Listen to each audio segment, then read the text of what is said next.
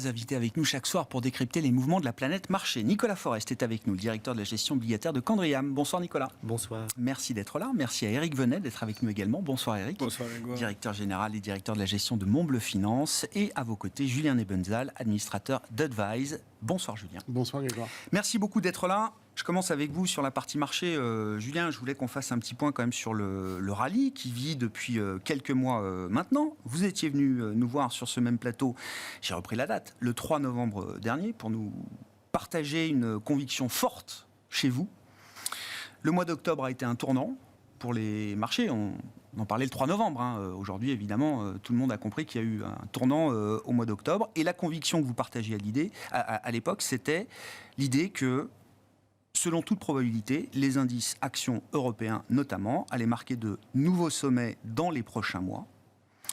Le 3 février dernier, l'indice CAC 40 Total Return, dividende réinvesti, a marqué un nouveau sommet historique. Et donc, je voulais faire un petit état des lieux de votre conviction initiale à ce stade, Julien, sachant évidemment que le rallye laisse du monde sur le bord du chemin, est soumis à de nombreuses critiques aujourd'hui. On parle de rallye de faible qualité, trashy rally, c'est les saletés qui remontent avant tout.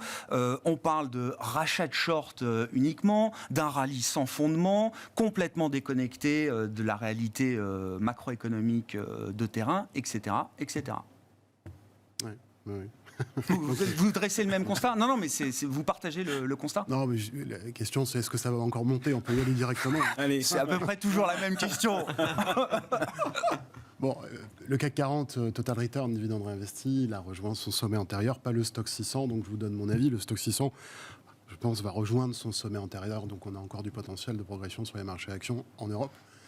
Et parce qu'il n'y a pas une déconnexion complète sur les marchés américains, il ne devrait pas y avoir de catastrophe. Donc je maintiens cet avis.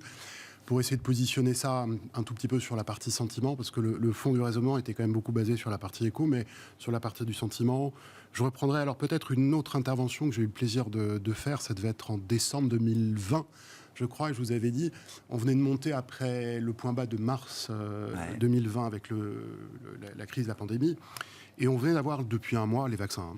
Et je vous disais, donc on avait un sentiment qui était extrêmement sceptique pendant le déroulement de cette dernière patte de hausse. Et je vous disais, en termes de sentiment, on a probablement fait la moitié du chemin. L'idée, c'est qu'un sentiment ne passe pas d'un scepticisme vraiment ancré à un optimisme béat. Ça n'existe pas, ça.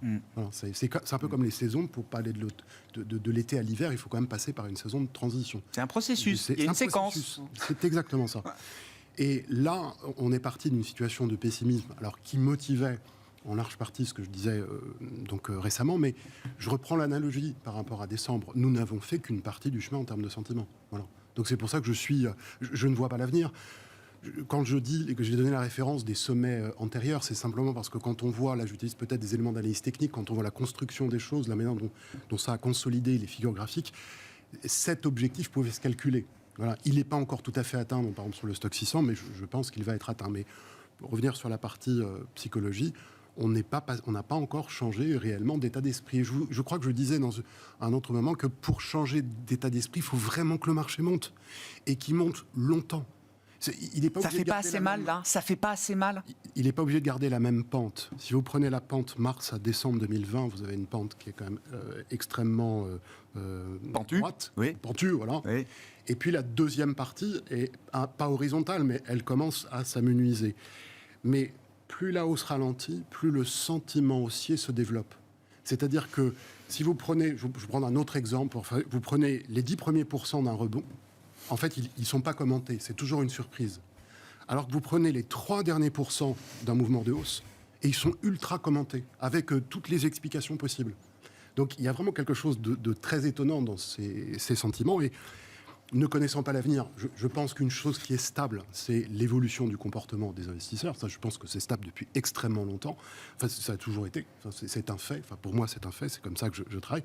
Et donc, j'ai cette confiance dans cette analyse.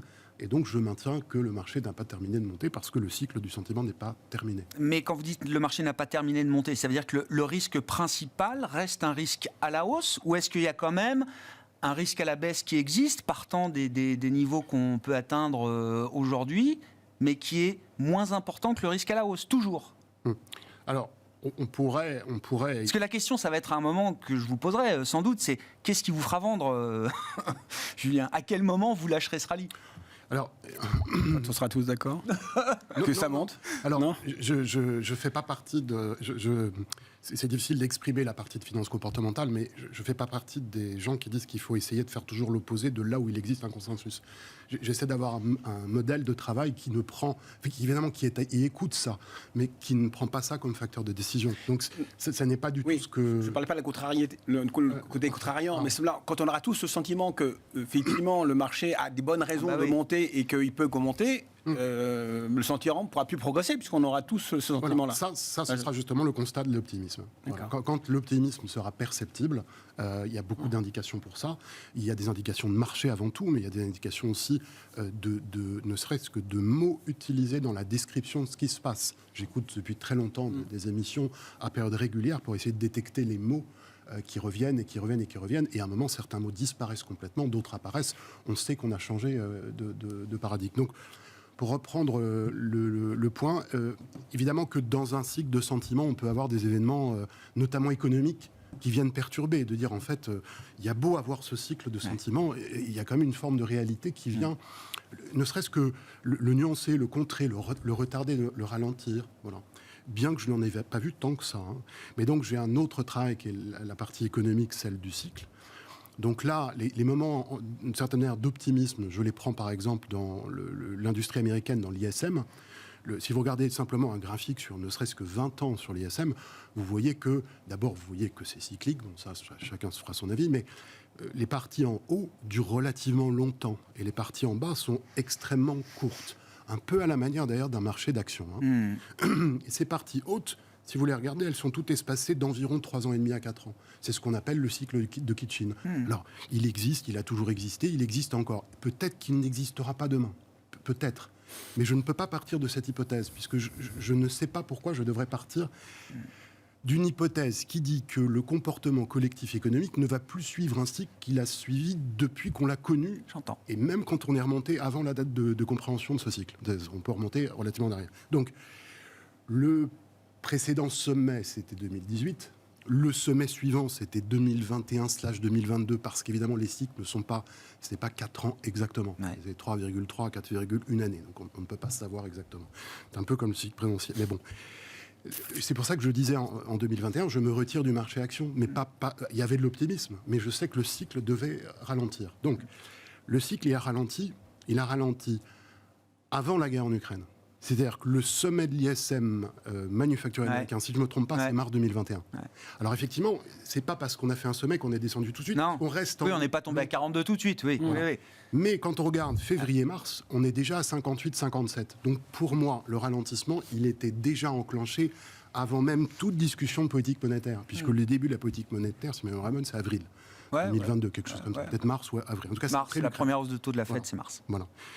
Le fait que la politique monétaire, d'ailleurs, c'est une aparté, puisse avoir des répercussions sur l'économie, c'est un sujet vaste à discuter. Moi, je fais partie des gens qui disent qu'il n'y a pas d'impact immédiat et que l'impact même de long terme se discute. Mais je ne suis pas seul à le dire, hein, mais se discute. Pour ça, je mets ça à part. Donc, le ralentissement, il a commencé. On est en dessous de 50 sur l'ISM manufacturier depuis un certain temps. C'est un cycle. L'ISM manufacturier, je pense, va redépasser 55 d'ici 1 ou 2 ans. Je ne peux pas dire autre chose. Donc, partant de cet avis, et quand je conjugue ça avec le sentiment, je vous dis, je ne peux pas revenir en arrière et modifier mon jugement précédent. Il va peut-être se passer autre chose, mais voilà le prisme d'analyse. D'accord. Donc, pour l'instant, ce n'est pas le moment de lâcher ce rallye.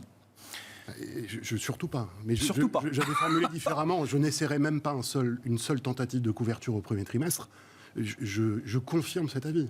Je pense que si on est dans le marché, il ne faut surtout pas s'inquiéter.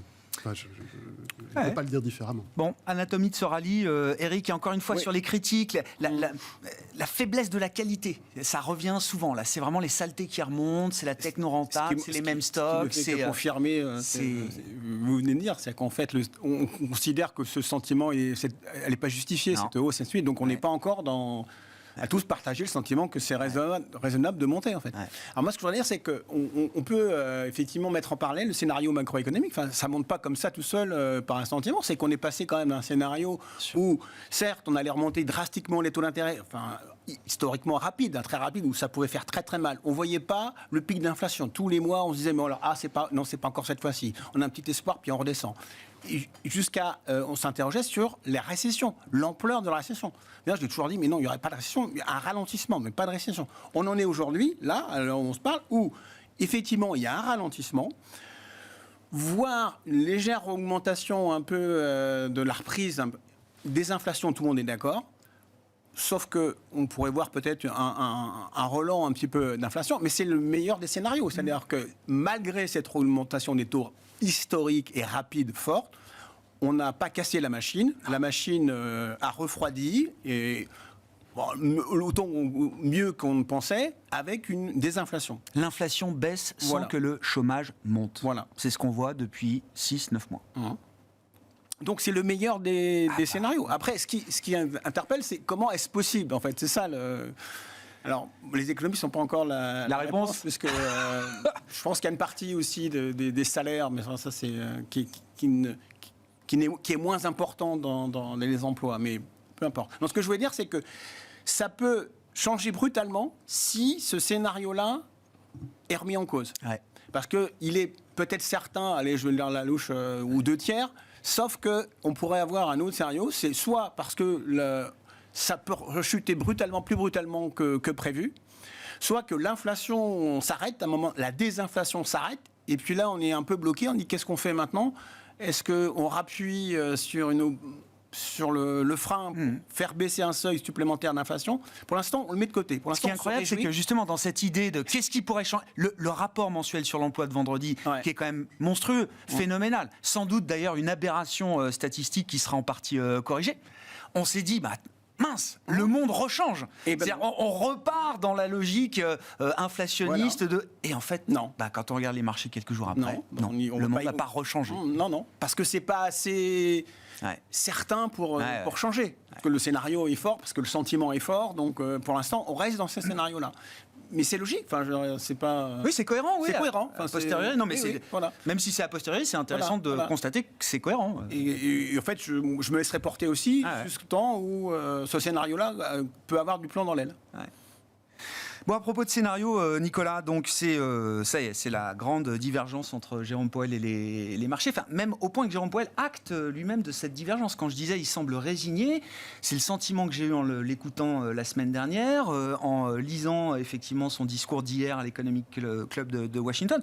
Avec le rapport sur l'emploi, il avait tous les arguments, un boulevard, une autoroute pour forcer un recalage des anticipations de marché en disant, regardez, c'est pas fini, il y a encore du travail, vous vous trompez, etc. Non, il essaye même plus de repousser les anticipations de marché. Il accepte que les marchés ont une vision différente de la Fed sur la vitesse, notamment, du processus de désinflation devant nous.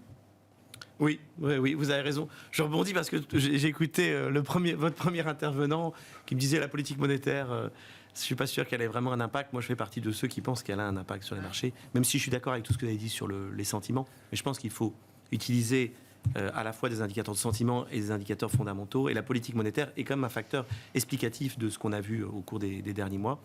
Et c'est vrai qu'il y a une dichotomie importante entre ce que pense le marché obligataire, en tout cas que je suis bien, et puis ce que dit la Fed, puisqu'ils ne sont pas d'accord.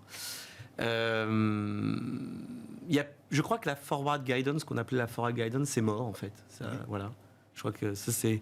ils l'ont détruite eux-mêmes. Voilà. Enfin, je veux dire, c'était un acte volontaire d'abîmer cette forme. Ils l'ont détruite. Donc c'est vrai, pour rebondir et faire le lien, c'est dur d'être un économiste aujourd'hui. C'est dur de prévoir l'inflation. Personne ne le sait. C'est a fortiori plus dur d'être un banquier central. Parce que l'inflation va baisser, oui. Jusqu'à où ? Personne ne sait. Donc il est obligé de laisser un peu les portes ouvertes. Moi, je reste... Oui, mais il rouvre le champ des possibles, là où jusqu'à présent, ils étaient quand même avec des œillères focalisés sur le front-loading, sur il faut y aller vite et fort, etc. Il y avait un volontarisme, un engagement presque dogmatique qui s'est quand même beaucoup tempéré. À ce stade. Oui, après, je pense qu'ils sont sans doute surpris de la résilience de l'économie américaine, parce que le cycle de hausse de taux qu'on a eu, le cycle de resserrement monétaire qu'on a eu, il est inédit, de par son ampleur et sa rapidité. C'est-à-dire qu'il a été très fort, mais super vite. Et la hausse des taux mortgage 30 ans, on a été à 7,5 sur le 30 ans américain. Je pense qu'en tant que banquier central, on s'attendait quand même à un petit peu d'impact. Et on a vu effectivement certains impacts, mais au final, la bête n'est pas morte. Elle réagit encore. Mais ça boucle quand même avec la question de quel est l'impact de la politique monétaire sur l'économie. Est-ce que c'est un impact à 100% ou est-ce que c'est un impact beaucoup plus faible que ce qu'on imagine ? Ou bien peut-on dire que les années d'accommodation extrêmement fortes ont eu un impact beaucoup plus durable. Les déluges de liquidités qui ont été donnés par le marché, à la fois sur la politique monétaire et budgétaire, ont eu un impact. Quand vous regardez les excess savings, l'épargne excédentaire de toute une série de zones, que ce soit américaine, européenne ou chinoise, a un impact. Quand on émet en masse de la monnaie, ça a un impact.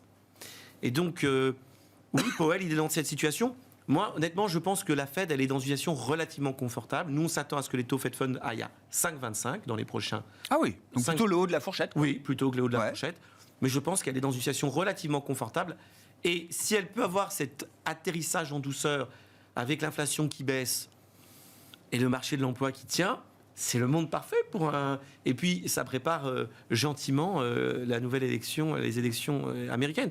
Je ne pense pas qu'il y ait panique à Washington. Comment, en tant qu'homme de marché, gérant obligataire, comment vous regardez le pricing de marché qui nous dit que l'inflation américaine reviendra à 2% dès cet été, dès le mois de juin même, je crois, peut-être. Il y a des mesures de prix qui permettent. Oui. Et derrière le marché obligataire, encore une fois, c'est ce que je rappelle à chaque fois, il y a quand même des gens sérieux. Enfin, je veux dire... Un peu, on essaye. Non, mais ce que je veux dire, c'est que c'est pas le marché des cryptos, c'est pas le même fonctionnement. C'est quand même des gars, quand on parle croissance, inflation, perspective, changement de monde ou pas, etc. On gère les pensions, quoi. On gère les retraites. Derrière le marché obligataire, c'est quand même ça la réalité. Quand on regarde la courbe obligataire, la courbe est super inversée. Ouais. Donc déjà, ça veut dire quand même qu'à la fin, les gens pensent qu'on va tomber en récession. Donc ça, c'est quand même un signal. Il y a encore beaucoup de gens qui vous disent, et qui regardent, je suis sûr, ça aussi comme indicateur en disant, voilà, ça va être en récession. Quand on regarde et qu'on découple le taux 10 ans en taux réel et taux d'anticipation d'inflation, c'est la composante anticipation d'inflation qui s'est effondrée. C'est logique, l'inflation a baissé. Mais là où je suis d'accord avec vous, c'est qu'à un moment donné, il ne faut pas charrier. Si on revoit 2% sur les anticipations à 10 ans à long terme, pour moi, c'est une opportunité pour revenir sur les obligations indexées inflation. À fond les ballons. D'accord. Parce qu'effectivement, à un moment donné, il ne faut pas exagérer. Car le point Donc vous ne croyez pas le marché ? Si, moi j'attends. Vous êtes un homme de marché qui ne croit pas le marché ? Mais si. Moi je suis bien positionné. J'attends juste le moment. Peut-être pour saisir des opportunités, tout simplement. Je pense que, vous savez, la baisse des taux qu'on a connue, qui a été assez forte, qui explique que le marché anticipe des baisses de politique. Oui, bien sûr. Cette hausse des taux, cette baisse des taux d'intérêt a été concomitante avec les hausses des actions. Les obligations ont performé en même temps que les marchés actions. Tout a performé en même temps. Oui. Voilà. Donc, on a connu une sous-performance massive des obligations. Les investisseurs sont revenus aussi après une forte dépréciation. Et donc, moi, en tant qu'investisseur obligataire, je regarde ça avec plutôt bienveillance parce que je pense en effet que si jamais on revoit un peu les taux qui rebondissent, c'est une opportunité d'achat. Parce que malgré tout, les obligations offrent aujourd'hui une bonne diversification. Et après quand même des années de taux extrêmement négatifs. Maintenant, c'est vrai, la composante inflation, elle est un peu basse et offrira des opportunités d'investissement sur les États-Unis. Sur l'Europe, les situations sont très différentes. Elles sont différentes ? Bon, Il peut y avoir une explication qui peut rassurer tout le monde, c'est qu'en fait, l'allongement de la durée de l'impact des politiques monétaires. C'est-à-dire qu'effectivement, on a émis tellement... Il y a d'un côté beaucoup d'épargne qui ont été stockées, il y a eu beaucoup d'endettement d'entreprises. Ça rallonge le moment où l'impact de la hausse des taux, pour renouvellement d'emprunts et puis pour freiner la consommation, peut-être que finalement, le banquier centraux se disent « Bon, j'ai augmenté drastiquement, je vais attendre maintenant un peu plus longtemps de voir la réaction. » Et peut-être que le marché se dit « On n'a rien vu, mais la croissance, et donc la chute de la croissance va arriver bientôt. » Ce qui expliquerait mon troisième scénario de tout à l'heure. Ouais. C'est-à-dire que là... Powell anticipe que le marché il va se calmer parce que de toute façon, ça a pas encore. Il pense que ça n'a pas encore eu un impact massif sur ce qui peut être vrai. Enfin, je sais pas, mais ça peut être une explication qui permettrait de résoudre le paradoxe des obligataires et celui des actions. Julien, l'idée que l'inflation peut revenir à 2% aux États-Unis dès le mois de juin. Et encore une fois, c'est une idée forte du marché aujourd'hui qui va contre le scénario de base de la Réserve fédérale américaine. Il faut être ouvert à ce genre d'idées aujourd'hui, parce que évidemment, alors, les livres d'histoire, etc., la courbe de Phillips, c'est difficile de faire baisser l'inflation, et notamment l'inflation cœur, si le chômage monte pas quand même un peu, ce qu'on n'a pas vu encore une fois jusqu'à présent, je le rappelle. Passer de 10 à 5 d'inflation, c'est facile. Passer de 5 à 2, c'est beaucoup plus compliqué. Comment vous évaluez cette idée ? Quand courbe de Phillips ou inversion de la pente obligataire, on vient d'avoir une politique monétaire avec des taux à zéro ou négatifs pendant une période très longue. On a eu un espèce de reset avec le Covid. On vient d'avoir des taux, des emprunts Fed Funds qui passent de 0 à 5 en un an. Alors, utiliser dans ce contexte les éléments des cycles antérieurs en disant « je vais me fonder là-dessus », je ne suis pas contre. Mais moi, je trouve que ça n'est pas... Ça embarque un risque d'erreur important, quoi. Non, je trouve que ça n'est pas aussi résilient que l'analyse du comportement humain, qui produit quand même toujours les mêmes séquences, avec des histoires différentes, qui s'écrivent et qui nous surprennent toujours. Mais voilà, donc ce point-là, pour la politique monétaire, je voulais dire qu'à court terme, donc il n'y avait pas d'impact, mais je crois qu'on est d'accord là-dessus. Je dis qu'à long terme, ça se discute. Je n'ai pas dit que ça n'a pas d'effet. Je dis juste que ça se discute parce que je prends notamment le travail de Galbraith, il a 3 livres là-dessus, mais notamment L'argent de Galbraith, qui montre bien que les banquiers centraux s'excitent véritablement dans tous les sens, mais qu'à partir du moment où il y a 1 ou 2 actions importantes des gouvernements, comme les contrôles des prix, tout d'un coup, l'inflation change. Et il dit, il y a quand même un mythe que l'inflation est contrôlée par les banques centrales. Mais ça, moi, je vous rejoins par rapport à son impact sur l'économie. Mais en revanche... Sur l'inflation, non, mais sur l'inflation... Sur l'inflation, je vous rejoins. Mais sur les taux d'intérêt et sur l'impact des marchés, c'est plutôt ça. Ah non, les taux d'intérêt et les marchés, bien sûr. Il y a avec les actions, il y a une relation qu'on ne peut pas ignorer. Je parlais justement de la relation économique. Voilà. Ah oui, mais sur l'économie, je vous rejoins. On sait très bien que finalement, c'est... Et par exemple, là, pendant 10 ans, ils ont voulu de l'inflation.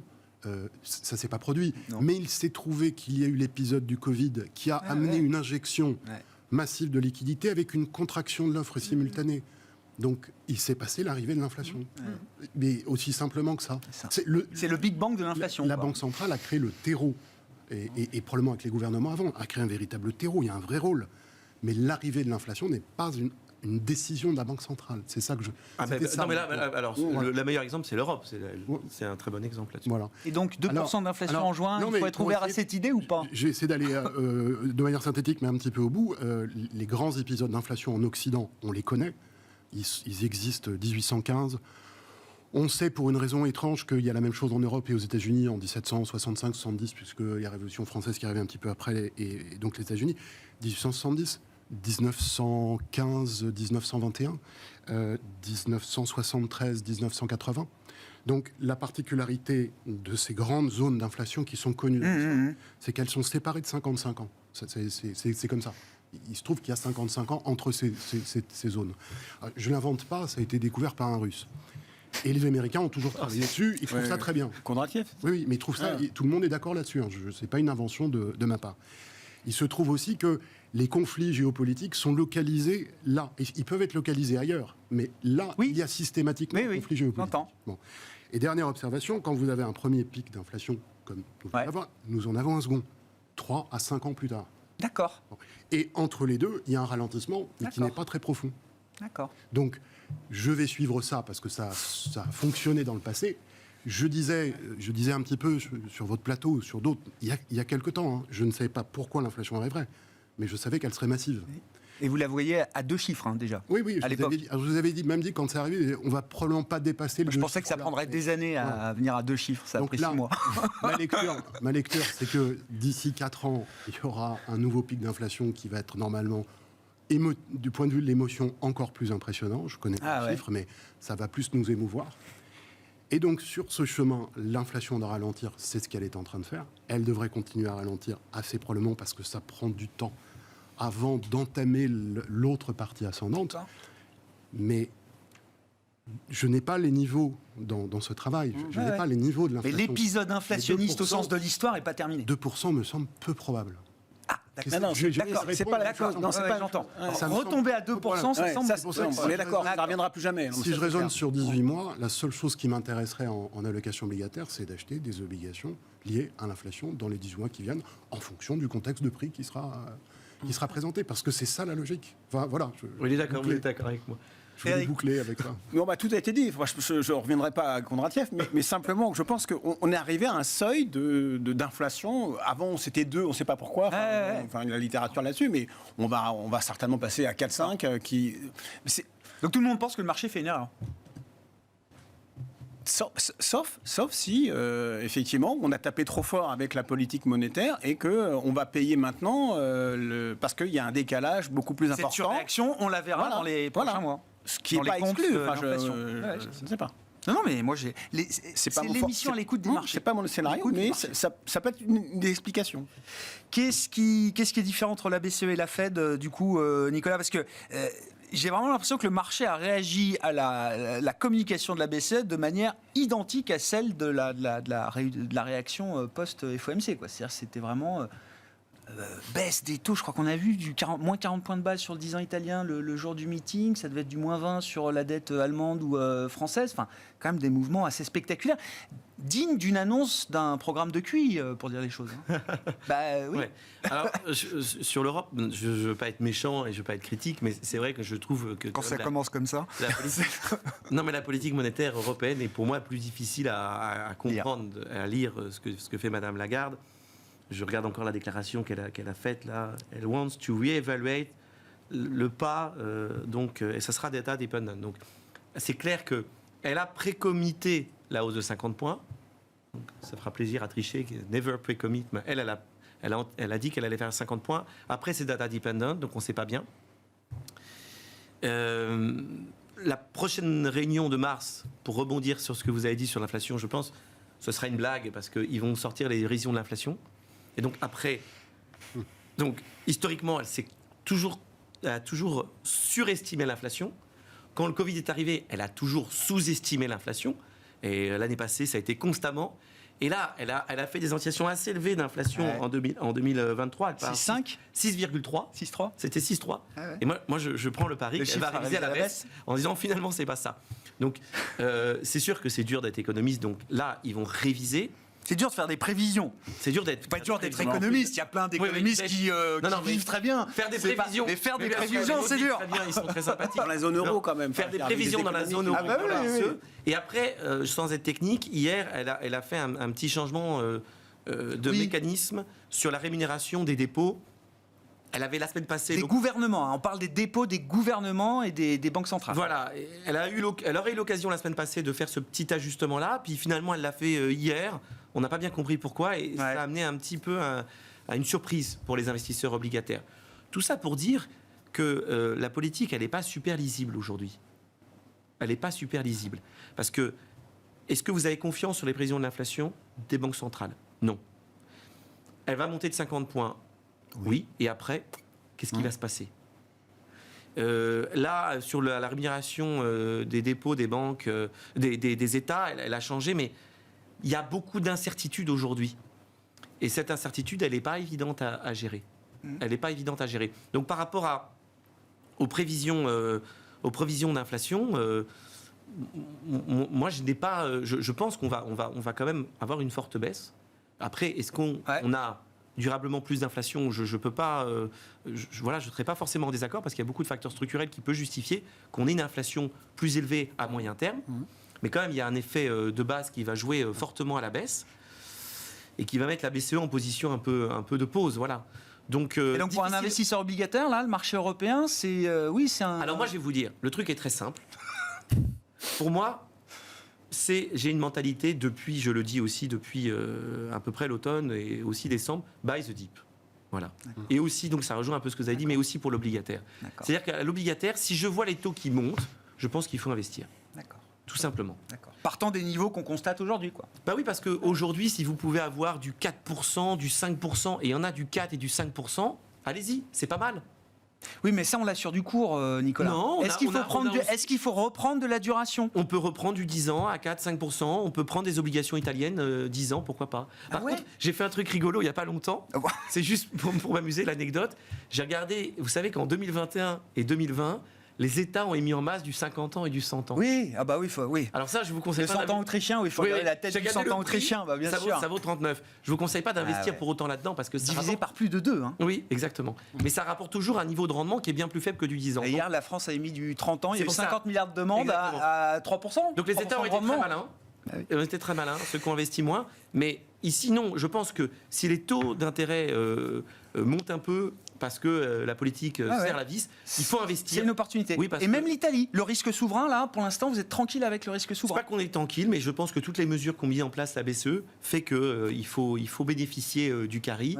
Et on est dans un environnement où, que ça soit le crédit de bonne qualité ou même le crédit à haut rendement, de la même façon que sur les actions, les gens ont été très surpris par la vitesse, très très surpris. Les gens étaient extrêmement short. On est quand même sorti d'un monde où les taux étaient à 0, on se battait pour 10 points de base. Et là, on a du 4%, on a du 5%. Ça revient vite, hein. Spread triple B, c'est moins de 200 points de base. Le spread high yield aux US, c'est moins de 400. Alors c'est resserré quand même à des niveaux. Je suis pas. Il n'y a plus beaucoup de primes de risque. Je ne suis pas chaud sur le crédit américain high yield, clairement. Mais ça, je suis d'accord. Mais quand même, sur du crédit de bonne qualité européen, ça reste attractif. Le niveau absolu. Le spread, c'est un peu resserré, c'est vrai, fortement. Mais on était positif déjà depuis 2-3 mois, on le disait. Tant mieux pour ceux qui l'ont fait. Là, c'est moins sexy, mais le taux absolu reste intéressant. Le taux absolu reste intéressant. Et je pense qu'honnêtement, on a tellement voulu avoir un peu de rendement que là, ça reste. Il faut être sélectif, il ne faut pas prendre n'importe quoi, mais ça reste. Même avec moins de spread et la possibilité d'un ralentissement économique devant, ça reste intéressant. Moi, je pense que ça reste intéressant. Les investisseurs, ils étaient un peu. Ils ont couru derrière, notamment sur le crédit. Logique d'investissement, bon, du coup, une fois qu'on a fait le tour de ces quelques sujets, mais je trouve que j'y mets toujours pas les pieds, parce que on connaît pas le niveau d'ajustement des taux, tout simplement. Donc à partir de là, comme je ne suis pas capable d'aller chercher 50 points de base, j'y vais pas. Ça peut être très volatile encore sur les marchés obligataires. Ça reste quand même. Moi, je pense que tant qu'on n'aura pas une certitude, et pourtant on est à peu près d'accord sur le scénario, on n'est pas d'accord sur l'arrivée des taux. Et donc, que si on considère que l'inflation est structurellement un peu plus élevée, les taux me rémunèrent pas aujourd'hui. Donc, je préfère être en monétaire, en tout court, voilà. Oui, bon, c'est une... Voilà, et puis, mais c'est quand même la première fois où on peut... c'est une forme d'obligataire, on va dire. Mais, enfin, c'est pas l'obligataire au sens strict, mais c'est quand même peut-être sur du sur du rendement. Voilà. Donc, c'est la seule... Après, je l'ai dit, après, je suis en action. Mais j'ai un peu plus de liquidité qu'avant, parce que il y a un peu plus de volatilité sur les marchés à l'intérieur des indices là, depuis quelques jours, pour garantir des opportunités. En fait, pas parce que je suis sur le marché, mais simplement. J'entends beaucoup qu'on est déjà un peu pricé pour la perfection quand même. C'est-à-dire que il y a, en tout cas en absolu, en fondamental, il n'y a pas beaucoup de place pour la déception sur les niveaux de prix qu'on retrouve sur les marchés. Après, la logique de flux, etc., peut emmener les choses beaucoup plus loin. Mais on a quand même des mouvements de marché sur certaines actions, comme ça. Je partais, Saint-Gobain perdait 4% d'un seul coup. Total, on a fait -3 et on va finir à 0. Il y a des choses à faire. Donc, j'ai un peu plus de liquidité pour ça. Mais sinon, je suis en action. Est-ce qu'il faut faire des choix tranchés, marqués, quand on est dans le rallye comme vous, Julien? Et puis, encore une fois, de voir réapparaître, c'est ce que j'appelle un peu les tulipes, les mêmes stocks, Bed Bath & Beyond, 100% en une journée, avant de faire une augmentation de capital de la dernière chance. Enfin, tout ce qu'on a revécu, tout ce qu'on a vécu il y a 2 ans. On se dit, c'était pas très sain il y a 2 ans. Il n'y a pas de raison que ça le soit beaucoup plus aujourd'hui. C'est pas un élément confortant, je suis forcément d'accord. La raison pour laquelle j'essaie de me battre beaucoup sur l'entrée dans le marché, c'est qu'une fois qu'on est rentré, on est beaucoup plus tranquille.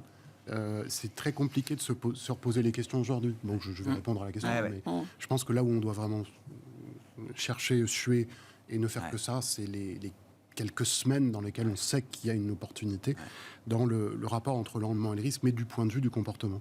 Donc, je maintenir au moins l'évidence, surtout pas aller sur ce qui est défensif, santé, alimentation, etc.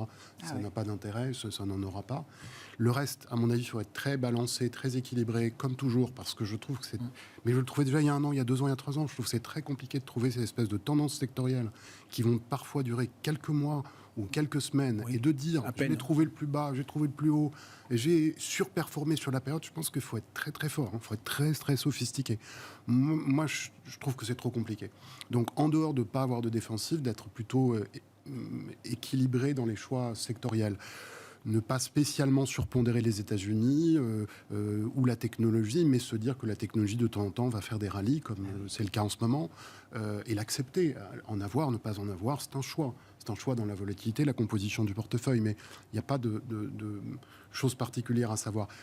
Sinon que, mais c'est quelque chose qu'on dit, je crois, un peu tous depuis quelque temps, et là, il faut peut-être le répéter, tout ce qui appartenait au monde, alors c'est difficile à dire, mais au monde value, on sait que ça a changé, on le sait, on le voit sous toutes les formes possibles. Alors, il faut se dire que d'avoir un portefeuille dominé par des valeurs de croissance, c'est probablement pas le meilleur choix pour les années à venir dans un portefeuille action. Donc là aussi, il faut être bien équilibré entre ces... Pas reprendre ce qu'on a vu pendant la période où les taux étaient très bas et on avait cette politique monétaire. Cette fois-ci, être beaucoup plus équilibré. La partie obligataire, donc nous, on est rentré au printemps dernier sur les obligations. Je parle cette fois-ci en duration longue. C'est pas ni gagnant ni perdant, mais au moins on achète du taux positif. On n'avait pas un avis très tranché, sauf que pour reprendre l'exemple, nous, on a extrait un élément comportemental, c'était l'émission d'obligations autrichiennes, si je me souviens bien. Oui, le 100 ans, 1%, 2,5 milliards, 20 milliards souscrits. Quand on a vu ça, on s'est dit, là, on est sûr qu'il ne faut pas y toucher pendant 1 an ou 2. Ça, c'était il y a 2-3 ans. Oui, pour acheter un 100 ans à 1% sur l'Autriche, faut quand même, pour que ce soit sur souscrit, il faut quand même qu'il y ait un état d'esprit, quoi. Voilà. Et là, on était 2020, dans... C'était 2020. C'était l'été 2020. Une forme d'euphorie obligataire ou quelque chose comme ça. On est vraiment passé pas mal de l'autre côté. Donc, c'est moins risqué. Ceci étant, une fois que j'ai dit ça, pour les raisons que je développais juste avant, l'idée d'ici 2 ans, c'est d'avoir switché cette partie duration longue vers de l'obligation taux variable ou liée à l'inflation. Parce qu'à un moment, on va réécrire une nouvelle séquence. À propos de 100 ans autrichien, un mot du Japon. On a tous les yeux braqués sur la Banque du Japon. Ça va être l'événement de l'année en matière de politique monétaire. Oui, on va attendre le successeur. C'est avril, le successeur de Kuroda. C'est quand même important parce que c'est 10 ans de présidence de la Banque du Japon. Avec, si on se souvient bien, son arrivée, c'était l'arrivée de Shinzo Abe, avec les fameux Abenomics. Bien sûr. Et le deal, c'était de faire ensemble cette double politique à la fois de stimulus budgétaire, de grand soutien aussi monétaire. Donc là, visiblement, il va falloir trouver un nouveau candidat, voir s'il est toujours dans le même état d'esprit aussi académique et autres. Parce que ça ne nous semble pas vraiment tenable, la position du Japon. Non, ça ne semble pas vraiment tenable. Je pense qu'à un moment donné, ils doivent commencer à suivre leurs homologues et à commencer un peu à resserrer les taux. Cette position, elle n'est pas tenable, selon moi. Après, c'est du politique, il faut voir les choix qu'ils feront. Mais il y a beaucoup de distorsions sur le marché obligataire. Mais nous, on pense que le marché va... Mais c'est un sujet qui va au-delà du seul Japon et du seul marché japonais ? Oui, parce que les investisseurs japonais sont des grands investisseurs de dette. Pour vous donner l'exemple, et rebondir sur ce qu'on dit sur l'Autriche et la France, le 50 ans français, le 100 ans autrichien, vous regardez sur Bloomberg, qui est le premier détenteur ? Japon. Les Japonais. Premier détenteur de Treasuries aussi, je crois, devant les Chinois maintenant. Donc le jour où les Japonais retrouvent du taux positif, alors ça c'est une autre histoire. C'est une autre histoire. Eh ben, on suivra ça. Rendez-vous en avril pour parler de la Banque du Japon. Messieurs, merci beaucoup d'avoir été les invités de Planète Marché ce soir. Nicolas Forest, Candriam, Éric Venet, Montbleu Finance et Julien Nebenzal, Advice, qui étaient donc les invités de Planète Marché.